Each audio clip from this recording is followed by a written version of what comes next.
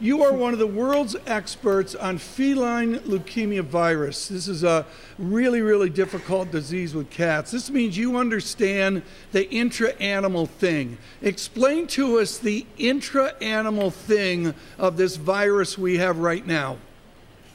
Absolutely. Well, viruses are really adapted to infect a particular kind of species. So we have human viruses, we have cat viruses, we have monkey viruses, and the virus sort of comes to an agreement with its animal host and usually doesn't want to kill its host because it wants to thrive and pass on the viruses to other species of the same species.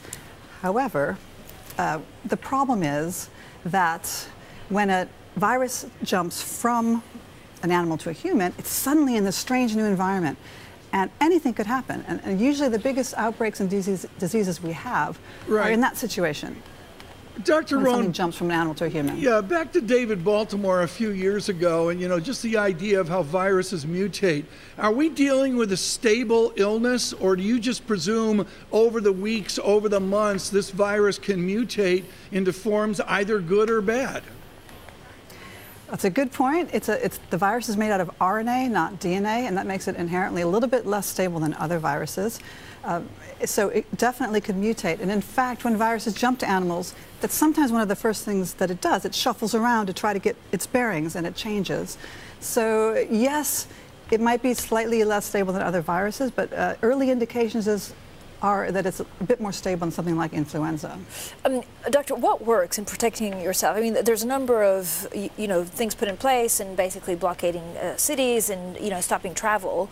But if you're a normal citizen looking at this, and a lot of people are worried about it, do you wear surgical masks? Do you wash your hands more? Is there anything that everyone can do to try and stop the spreading of this? Well, the spread definitely appears to be through droplets, through sneezing, and obviously this also includes touching surfaces where people may have sneezed.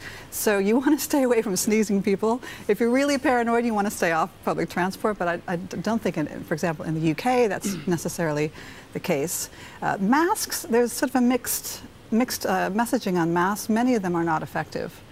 So really the best thing to do is to stay out of very crowded places where the virus is known to be circulating. Right. And definitely that hand sanitizer is a good idea. Dr. Rohn, part of your act is a wonderful grasp of history.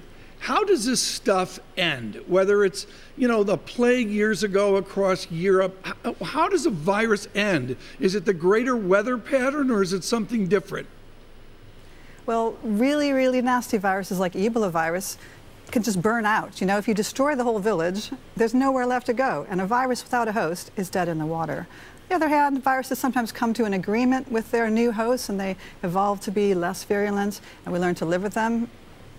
We hope we can come up with cures and vaccines.